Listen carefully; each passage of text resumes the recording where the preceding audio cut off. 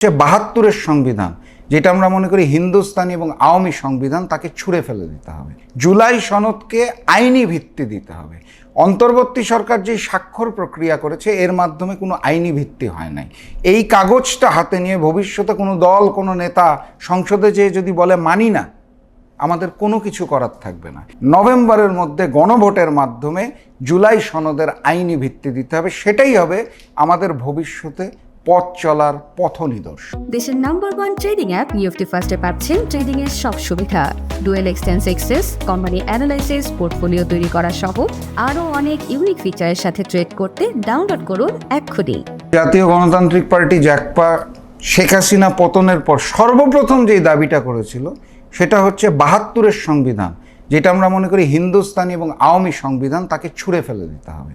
আমার কাছে খুব খারাপ লাগে যে দেশনেত্রী বেগম খালেদা জিয়া ২০১১ সালে স্পষ্ট ভাষায় বলেছিলেন যে শেখ হাসিনার পতনের পর আমরা ৭২-এর সংবিধানকে ছুঁড়ে ফেলে দেব, কিন্তু সেই জায়গা থেকে আমরা দেখতে পেলাম বর্তমান বিএনপি কিন্তু সরে এসেছে। তারা ৭২-এর সংবিধানকে রক্ষা করার চেষ্টা করলো। তো বিএনপি যেহেতু বড় দল, আমরা তাদের সাথে আমাদের দাবি নিয়ে পারলাম না।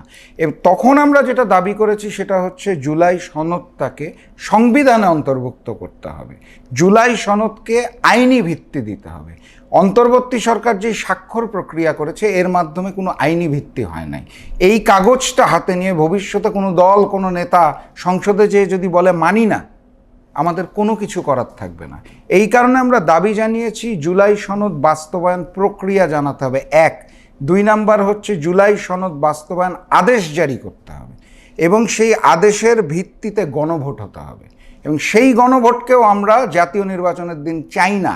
কারণ হচ্ছে প্রতীক নির্ভর জাতীয় নির্বাচনের দিন আপনি যদি প্রশ্ন নির্ভর গণভোট রাখেন, তাহলে এই গণভোটটা অর্থাৎ জুলাই সনদ মুখ্য না হয়ে গৌণ হয়ে যাবে। এই কারণে আমরা দাবি করেছি নভেম্বরের মধ্যে গণভোটের মাধ্যমে জুলাই সনদের আইনি ভিত্তি দিতে হবে। সেটাই হবে আমাদের ভবিষ্যতে পথ চলার পথনির্দেশ।